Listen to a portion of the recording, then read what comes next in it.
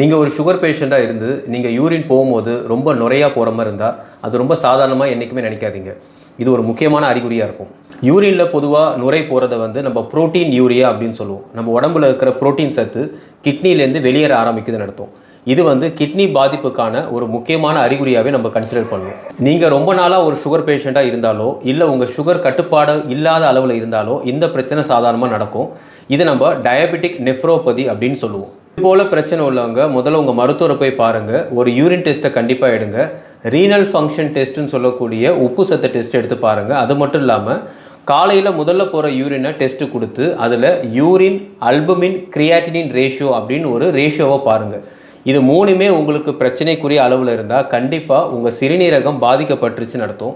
நீங்கள் உடனடியாக அதுக்கான சிகிச்சைகளை ஆரம்பத்திலே செய்கிறது ரொம்ப ரொம்ப நல்லது. ஃபர்ஸ்ட் எய்டாக நம்ம செய்ய வேண்டியது நம்ம சுகரை ரொம்ப கண்ட்ரோலாக வச்சுருக்கணும். உங்களுடைய உடல் எடையை கண்டிப்பாக குறைக்கணும். நீங்கள் சாப்பாட்டில் அதிகமான தண்ணீர் சத்துக்கள் எடுக்கணும். உங்கள் சாப்பாட்டு முறைகளில் காய்கறிகள் அதிகமாக எடுக்க பாருங்கள். இது மட்டும் இல்லாமல் சுகரோட ப்ரெஷர் சேர்ந்து இருந்தாலும் இந்த பிரச்சனை வரதுக்கான வாய்ப்புகள் இருக்குது. அப்போ ப்ரெஷருக்கு நீங்கள் என்ன மாத்திரை எடுக்கிறீங்கன்னு பார்த்து அந்த மாத்திரைகளை கொஞ்சம் மாற்றணும்.